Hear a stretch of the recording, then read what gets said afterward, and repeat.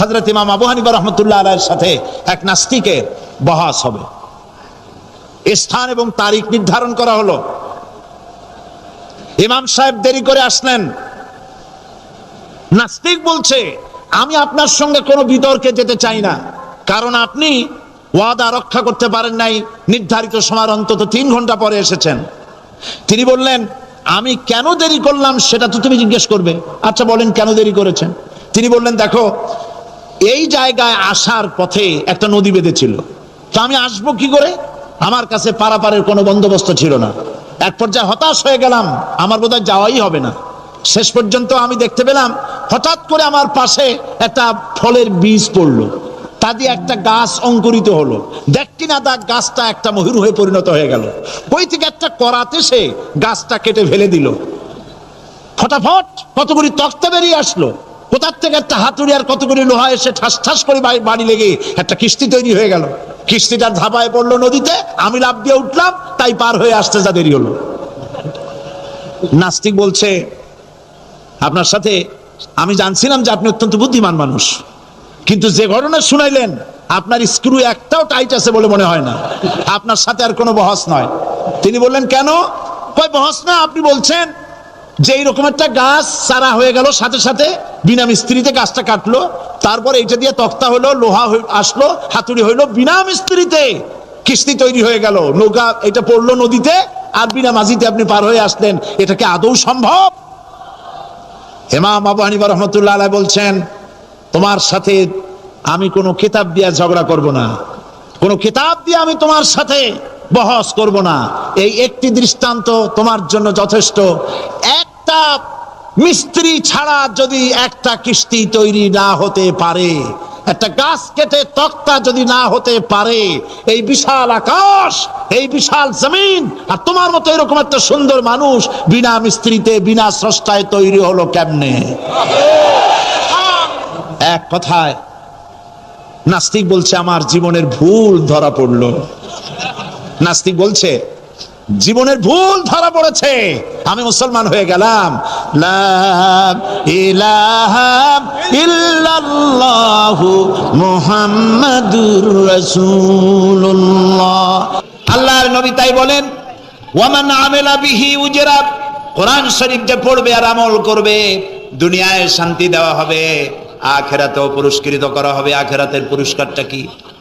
নবীজি বলেছেন, মান ক্বারাআল কুরআনা ফাস্তাজহারাহু ফাহাল্লা হালালাহু ওয়া হাররামা হারামাহু আদখালাহুল্লাহুল জান্নাহ ওয়া শাফাআহু ফি আশরাতিন মিন আহলি বাইতিহি কুল্লুহুম ক্বাদ ওয়াজাবাত লাহুন নার।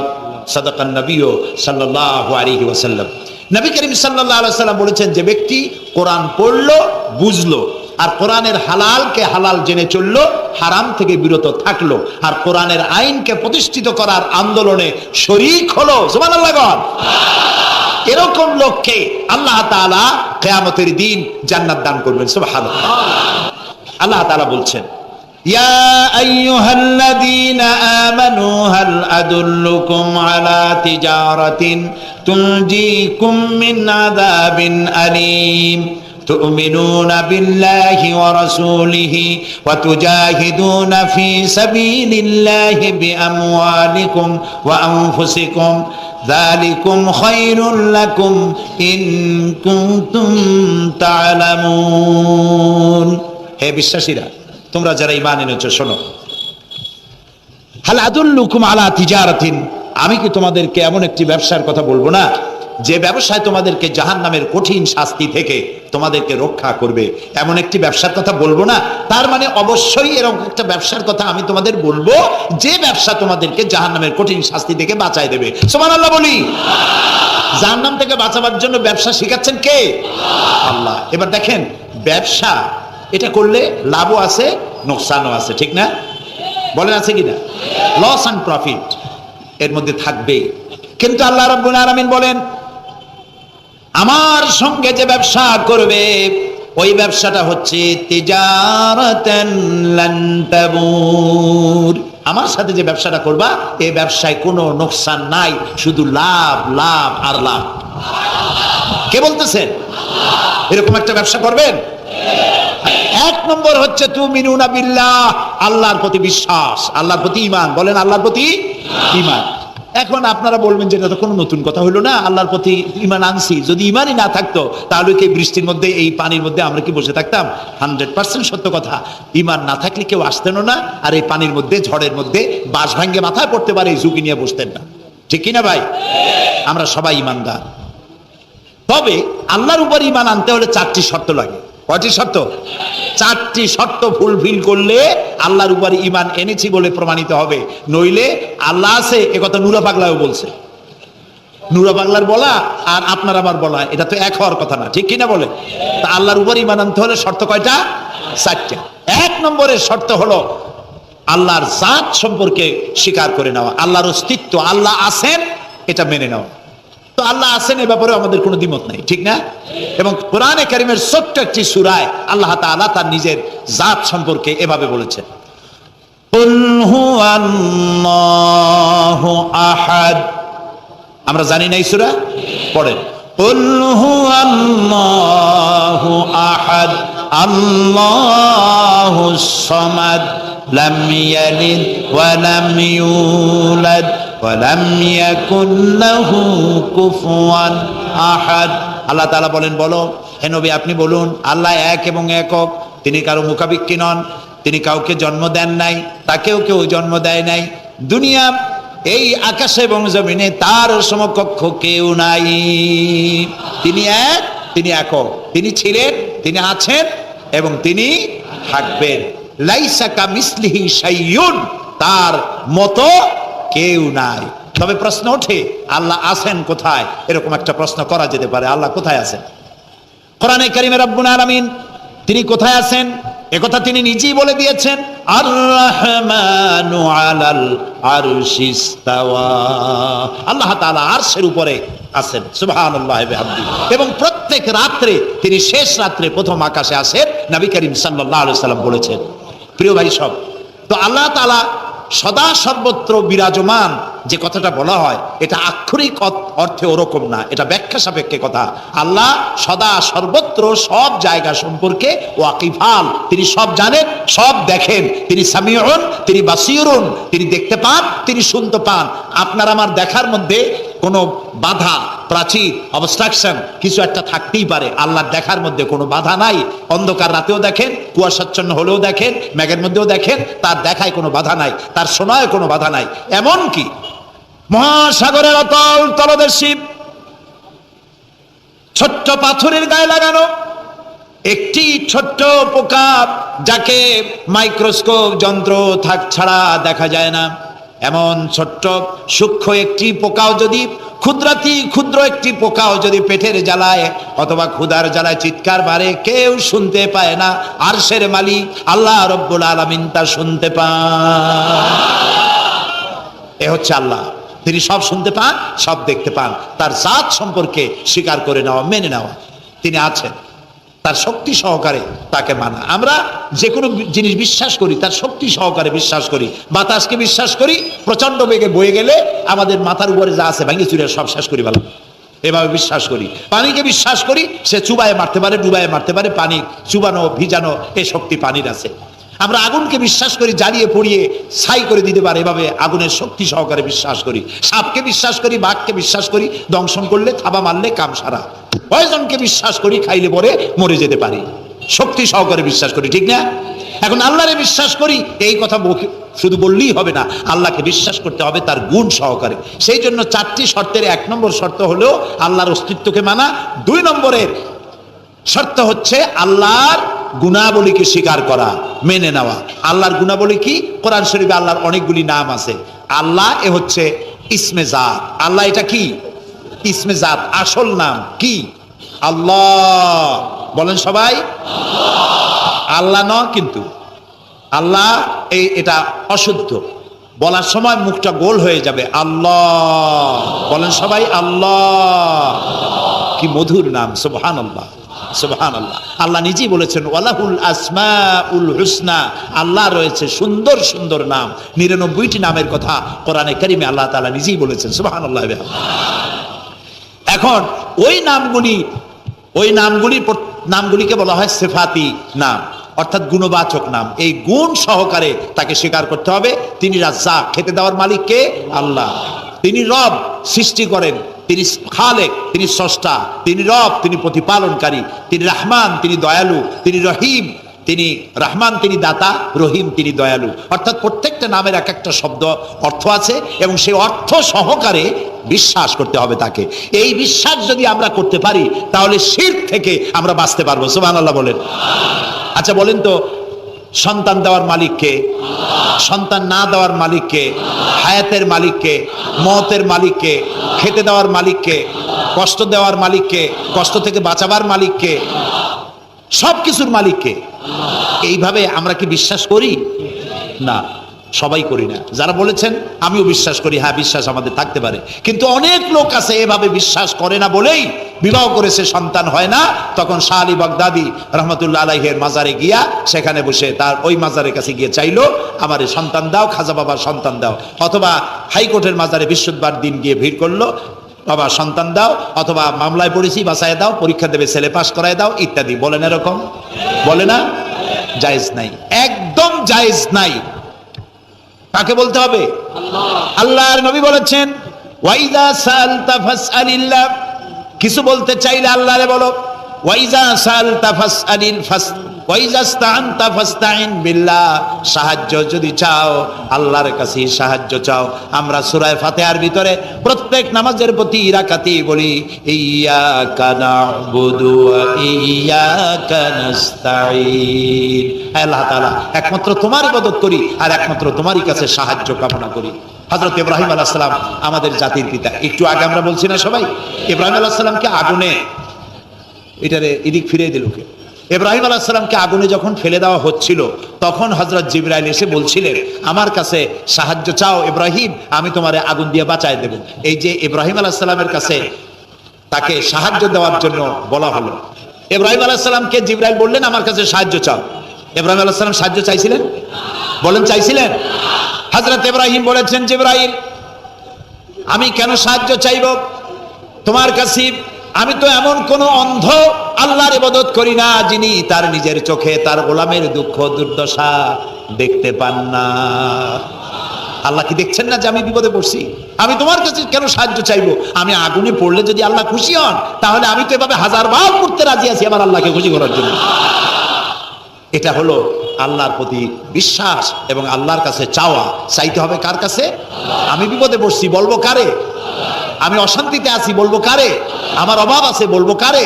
সব অবস্থায় আল্লাহকে বলতে হবে। দেখুন আমাদের জাতির পিতা ইব্রাহিম আলাইহিস সালামের কথা এ কোরআন শরীফে আল্লাহ তাআলা বলে দিয়েছেন। তিনি কি বলেছেন? হযরত ইব্রাহিম বলেছেন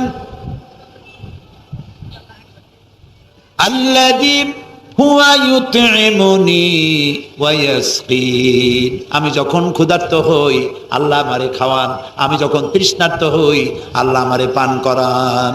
ওয়াইদা মারিতু ফাহুয়া ইয়াশফিন, আমি যখন অসুস্থ হই আল্লাহ আমারে রোগ মুক্ত করেন। সুবহানাল্লাহ। আইয়ুব আলাইহিস সালাম 18 বছর রোগ ভোগ করলেন, কষ্ট পাইলেন, তিনি সাহায্য কার কাছে চাইছিলেন? ইউনূস আলাইহিস সালামের মতো বিপদে এই পৃথিবীর কোন মানুষ এত বড় বিপদে পড়ে নাই। মাছে তারে গিলে ফেলল, পানির অতল তলদেশে মাছ চলে গেল, মাছের পেটে দরজা নাই, জানালা নাই, ভেন্টিলেটর নাই, মাথা গলাইয়া কোন রকম বাইর হবে এমন কোনো পথ নাই, বাঁচার কোনো উপায় নাই। হযরত ইউনূস আলাইহিস সালাম যখন মাছের পেটের ভিতরে বিরাট বিপদে পড়ে গেলেন, হযরত ইউনূস আলাইহিস সালাম সাহায্য কার কাছে চেয়েছিলেন বলুন?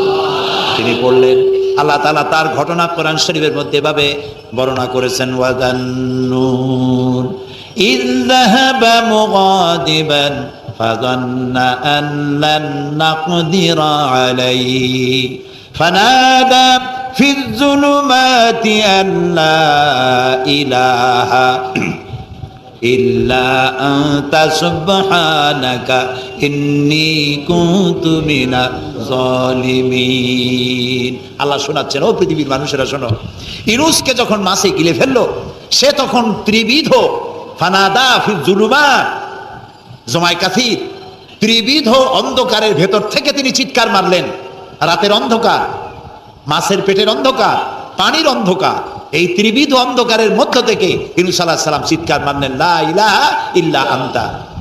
আয় আল্লাহ, তুমি ছাড়া কোনো ইলাহা নাই, সুবহানাকা, আমি তোমার প্রশংসা করছি। আয় আল্লাহ তাআলা, আমি আমার নফসের উপরে জুলম করেছি, আমার উপরে আমি জুলম করেছি। আল্লাহ তাআলা এই চিৎকার শুনেছিলেন, শুনেছেন? হযরত ইউনূস আলাইহিস সালাম মাছের পেটের ভিতরে বসে যেই চিৎকার মেরেছিলেন কেউ শুনতে পায় নাই। পানির ভিতরে কেউ শোনে নাই, জমিনে কেউ শোনে নাই, অন্তরিক্ষেও কেউ শুনতে পায় নাই। আল্লাহ রাব্বুল আলামিন বলেন, আমি আরশের মালিক ইউনূসের চিৎকার আমি শুনেছি, শুধু শুনি নাই, জবাব দিয়ে দিয়েছি। ফাস্তাজাবনা লাহু ওয়া নাজ্জাইনাহু মিনাল গাম্মি ওয়া কাযালিকা নুজিল মুমিনিন। আমি ইউনূসের ডাকের সাড়া দিয়া দিলাম, বিপদ থেকে বাঁচাই দিলাম। মাছের পেটের ভিতরে যন্ত্রণা শুরু হয়ে গেল, মাছ দেখলো বমি না করলে আর বাঁচবো না, এমন অবস্থা মাছের হয়ে গেল। মাছ পেটের ব্যথার জ্বালায় বেসে উঠলো, কেনারায় চলে গেল। ইউনূস আলাইহিস সালামকে বমি করে ফেলে দিল, মাছও বাঁচলো, ইউনূস আলাইহিস সালামও বাঁচলেন। আল্লাহ তাআলা বলেন, শুধু ইউনূস রে নয়, ওয়া কাযালিকা নুজিল মুমিনিন, আমার মুমিন বান্দারা যদি বিপদে পড়ে, এরকম বিপদে যদি পড়ে যায় আর আমারে যদি ডাকে, আমি আল্লাহ রব্বুল আলামিন এই বিপদ থেকে, যত বড় বিপদ হোক, আমি আল্লাহ বাঁচায় দেব। আল্লাহ বিপদ থেকে বাঁচাবেন। আর আমি মুসলমান বিপদে পড়েছি, মাজারে গিয়া চাইলাম, নাউযুবিল্লাহ। বিশ্বাস করুন ভাই, বিশ্বাস করুন, কবরের ভিতরে যিনি শুয়ে আছেন, যত বড় পীর হোক, যত বড় খাজা বাবা হোক, আপনাকে সাহায্য তিনি করতে পারবেন না, পারবেন না, পারবেন না। একটু কমন সেন্সের কাছে অ্যাপিল করি, সাধারণ বিবেকের কাছে আপনাদের, যারা এই যে দেখুন হযরত শাহজালাল রহমতুল্লাহ আলাইহি সিলেটে শুয়ে আছেন, বলুন তো তার মাতৃভাষা কি? আরবি। তিনি ইয়েমেন থেকে এসেছিলেন। বাগেরহাটে শুয়ে আছেন হযরতে খান জাহান আলী রহমতুল্লাহ আলাইহি, তার মাতৃভাষা ছিল আরবি। হযরতে খাজা মঈনুদ্দিন চিশতি রহমতুল্লাহ আলাইহি শুয়ে আছেন আজমিরে, তার মাতৃভাষা আরবি। আমরা বাংলাদেশ থেকে, এই দেশ থেকে কোনো লোক গেল সিলেটে, গেল বাগেরহাটে অথবা বাগদাদে চলে গেল, এইসব বড় বড় আল্লাহর ওলিদের মাজারে গিয়ে বাংলা ভাষায় বলল, বাবা আমি তো বিপদে পড়ে আসছি, নির্বাচনে দাঁড়াইছি, আমি যেন জিততে পারি। অথবা দেখেন না, মাজার দিয়ে শুরু করে সবাই। অথবা যাই বললো যে আমার বিয়ে করেছি 15 বছর, বাচ্চা হয় না, আমার একটা বাচ্চা। অথবা মামলায় পড়েছি, আমার একটু জিতায় দাও, ব্যবসা করি, এত টাকা লস দিতে দিতে শেষ হয়ে গেছি। বাবা আপনি বললেন কোন ভাষায়? শাহজালাল খুব বুঝলেন, বড় পীর সাহেব খুব বুঝছেন। তাহলে আপনার 1 নম্বর ফায়ার মিস হয়ে গেল, মিস ফায়ার। আচ্ছা, 2 নম্বর কথা হলো, যার কাছে আপনি চাইলেন তিনি ওখানে ঘুমন্ত আছেন না চেতনা আছেন, এ ব্যাপারে আপনার কোনো গ্যারান্টি আছে, নিশ্চয়তা আছে? আপনি যখন দোয়া করতেছিলেন তখন উনি চেতনা না ঘুমে? যদি ঘুমায় থাকেন তাহলে 2 নম্বর মিস ফায়ার। আপনি যা চিল্লাইলেন উনি কিছুই শুনলো না। 3 নম্বরে, কবরে যে শাহজালাল রহমতুল্লাহ আলাইহি অথবা মঈনুদ্দিন চিশতি রহমতুল্লাহ আলাইহি, আল্লাহর ওলিরা, যত বড় বড় ওলি আল্লাহ আছেন, যার কাছে আপনি বিশ্বাস করেন ওলি হিসেবে, উনি যে কবরে আছেন তার নিশ্চয়তা কোথায়? কবরে তো নাও থাকতে পারেন, কারণ আল্লাহ তাআলার 2টা জায়গা আছে করা। বিদেহী আত্মা, এই দেহ থেকে আত্মা যখন সরে যায়, আল্লাহ যখন নিয়ে যান, দেহটার তো কোনো দাম নাই, এটা হচ্ছে নশ্বর, আত্মা হচ্ছে অবিনশ্বর। এই দেহটা মাটির সাথে পচে যাবে, গলে যাবে, কোরআন শরীফে বহুবার বলা হয়েছে। তো আল্লাহ তাআলার 2টা মেহমানখানা আছে, একটা হলো সিজ্জিন আর একটা নাম বলেন ইল্লিন। 2টা মেহমানখানা। যেমন এই পৃথিবীতেও মেহমানখানা 2 রকম হয়। সরকারের 2 রকম মেহমানখানা। চোর, ডাকাত, খুনি, বদমাস, এগুলি যদি গ্রেফতার হয় তাহলে ওরা খাবে কি? ওদের তো শ্বশুর বাড়ি দিয়ে অথবা বাপের বাড়ি দিয়ে ভাত খাবার দেওয়া হবে না, গভর্নমেন্টের মেহমান হয়ে গেছে। কাজী এদের জন্য মেহমানখানা গভর্নমেন্টের একটা আছে, সরকারি মেহমানখানা। ওইটা কোনটা কোন তো? ও, তাও আপনারা চেনেন। আরেকটা মেহমানখানা হচ্ছে ভিআইপিদের জন্য, যারা ভেরি ইম্পর্টেন্ট পার্সন অথবা ভেরি ভেরি ইম্পর্টেন্ট পার্সন যারা, তাদের জন্য, অর্থাৎ প্রেসিডেন্ট, প্রধানমন্ত্রী, মন্ত্রী, এমপি, সচিব, ওনারা যখন বাংলাদেশের কোনো জায়গায় বেড়াতে যান তখন সরকারি মেহমানখানা ওনাদের জন্য থাকে। ওইটার নাম কি? সার্কিট হাউস, ডাক বাংলা ইত্যাদি, রেস্ট হাউস, এগুলি তার জন্য থাকে। তো পৃথিবীর মানুষের জন্য শ্রেণীভেদে যদি এ ধরনের মেহমানখানা থাকে, তো যারা নাকি দুনিয়া থেকে মারা যাবে ওদের জন্য আল্লাহর মেহমানখানা থাকতে নাই? আছে, এবং সেটা আগেই বলেছি। যারা জাহান্নামে যাবে ওদেরকে রাখা হবে সিজ্জিন নামক একটা মেহমানখানা আছে, ওখানে তারা থাকবে। আর যাদেরকে আল্লাহ জান্নাতে নিবেন, তো বিচারের আগে তো জান্নাতে নিবেন না, তাদেরকে ইল্লিন নামক সার্কিট হাউস জাতীয় এই জাতীয় একটা ভালো জায়গায় আল্লাহ তাআলা তাদের রাখবেন। তাহলে আপনি যে কবরের কাছে যায় চাইলেন, হয় ঘুমায় আছে, আপনার ভাষা বুঝলো না, আর কবরে থাকলেও ঘুমে আছে নাকি তাও আপনি জানেন না, আর কবরে নাই এটাও হতে পারে যে আল্লাহ তাআলা অন্য কোথাও তাকে নিয়ে রেখেছেন। কাজেই তিনটা জিনিসই, আপনার পথের ভাড়া নষ্ট, পরিশ্রম নষ্ট, আর তিনটা ফায়ার করছিলেন, তিনটা ফায়ার মিস হয়ে গেল। তাহলে হবে এমন সত্তার কাছে, কোন পীর নয়, বুজুর্গ নয়, খাজা বাবা নয়, চাইতে হবে এমন সত্তার কাছে যিনি কখনো ঘুমান না, যিনি বাংলাও বোঝেন, ইংরেজিও বোঝেন, আরবিও বোঝে, উর্দুও বোঝে, সকল ভাষা যিনি সৃষ্টি করেছেন, সেরকম কেউ কি আছেন? আছেন? কি নাম তা? এক আঙ্গুল আকাশের দিকে উঁচু করে বলেন, নাম কি? আরো করে বলেন, আরো বলেন, সুবহানাল্লাহ, আলহামদুলিল্লাহ বলেন। এই জন্য নবী করিম সাল্লাল্লাহু আলাইহি ওয়াসাল্লাম বলছেন, ওয়াইজা সাআলতা ফাসআলিল্লাহ, কিছু বলতে হলে আল্লাহরে বলো, ওয়াইজা ইসতাআনতা, সুয়াল করলে আল্লাহরে বলো, ওয়াইজা ইসতাআনতা ফাসতাইন বিল্লাহ। আর যদি সাহায্যের প্রয়োজন হয় কোনো ব্যাপারে, যে কোনো ব্যাপারে সাহায্যের প্রয়োজন, আল্লাহর কাছে চাও। আমাদের অবস্থা হলো এই যে ইমাম তো দুর্বল, বিপদে পড়লেই দৌড় দেয় মাজারের দিকে। মুসলমানের সম্পর্ক মাজারের সাথে হবে না, সম্পর্ক হবে মসজিদের সাথে। আল্লাহর নবী যখনই বিপদে পড়তেন, মুসিবতে পড়ে যেতেন, সঙ্গে সঙ্গে উজু করে মসজিদে নববীর ভিতরে প্রবেশ করতেন, 2 রাকাত কাজায়ে হাজাতের নামাজ পড়তেন, আল্লাহর দরবারে হাত তুলতেন, চোখের পানি ছেড়ে দিতেন, আল্লাহ রাব্বুল আলামিনের দরবারে মোনাজাত কবুল হয়ে যেত। নবীজি আমাদেরকে উপদেশ দিয়েছেন, বিপদে যদি পড়ো, মুসিবতে যদি পড়ে যাও, উজু করো, মসজিদের ভিতরে ঢুকে যাও, কাজায়ে হাজাতের নামাজ পড়ো, আর সেজদায় পড়ে চোখের পানি দিয়া, গাল ভিজানো নয়, চোখের পানি দিয়া যায় নামাজ ভিজিয়ে দাও, আর আল্লাহর কাছে প্রার্থনা করো, কাঁদতে থাকো রব্বুল আলামিন। আল্লাহর নবী বলেছেন, বান্দা যদি গুনাহ মাফির জন্য গুনাহ করেছে, লজ্জায় অনুতপ্ত হয়ে অনুশোচনা করে বান্দা যখন কাঁদতে থাকে, চোখের পানি নাকের অর্ধেক আসতে না আসতে আল্লাহ রব্বুল আলামিন বান্দারে মাফ করে দেন। বিশেষ করে বুড়া মানুষ, আমাদের মধ্যে 2 শ্রেণীর লোক আছে, যুবক আর বৃদ্ধ। মাহফিলগুলিতে আল্লাহর মেহেরবানি যুবকেরা অনেক বেশি আসে, আলহামদুলিল্লাহ বলুন। এরকম আসতে করলেন কেন? আপনি তাকায় দেখেন, ডানে বায় তাকান, ডানে বায় তাকান, দাড়ি পাকা কয়জন আছে দেখেন। 2%, 3% or 5% দাড়ি পাকা হতে পারে, 95% যুবক আর যুবক। সুবহানাল্লাহ, আলহামদুলিল্লাহ। বামপন্থীদের এখানেই কষ্ট, এখানেই কষ্ট। তারা চিন্তা করে এত কষ্ট করিয়া পয়সা করি দিয়া তারপরে কর্মী বানাইলাম, একটা মাহফিলে গিয়া কি এর একটা সমাবেশ দেখলো, মাহফিলে গেল, আমাদের পুকুরের জিয়ানো মাছগুলি সব ইসলামের পুকুরে চলে গেল। এটা তাদের জন্য হেভি লস। তা আসলে ওরা ধরে রাখতে পারবে না, ঠেকাইতে পারবে না, গায়ে তো মুসলমানের রক্ত। রক্ত কার? এসব যুবকেরা একটা মুসলিম মায়ের পেটে জন্মগ্রহণ করেছে, একটা মুসলিম পিতার জন্মে আসছে। আর রাসূলুল্লাহ যুবকদের ব্যাপারে যে কত কথা বলেছেন, সুবহানাল্লাহ বলো। আগেই রাসূলুল্লাহ বলেছেন, কিয়ামতের দিন আল্লাহর আরশের ছায়া ছাড়া কোনো ছায়া থাকবে না, প্রচন্ড রৌদ্র হবে, জমিনটা তামার মতো হয়ে যাবে। ইন্না লিল্লাহি ওয়া ইন্না ইলাইহি রাজিউন। সেই জায়গায় আরশের নিচে 7 শ্রেণীর লোকদেরকে আল্লাহ তাআলা জায়গা দেবেন। কয় শ্রেণী? ওর মধ্যে 1 শ্রেণী হচ্ছে শাবুন নাশা ফি ইবাদাতিল্লাহ, ওই সব যুবক যারা রাত কাটিয়েছে আল্লাহর ইবাদতের মধ্য দিয়ে। সুবহানাল্লাহ।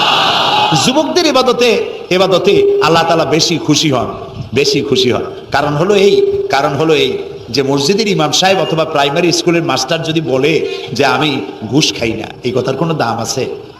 আপনি প্রাইমারি স্কুলের মাস্টার, আপনি মসজিদের ইমাম, আপনার ঘুষ দেবে কেনা? ঘুষ খাই না বললে তো হবে না।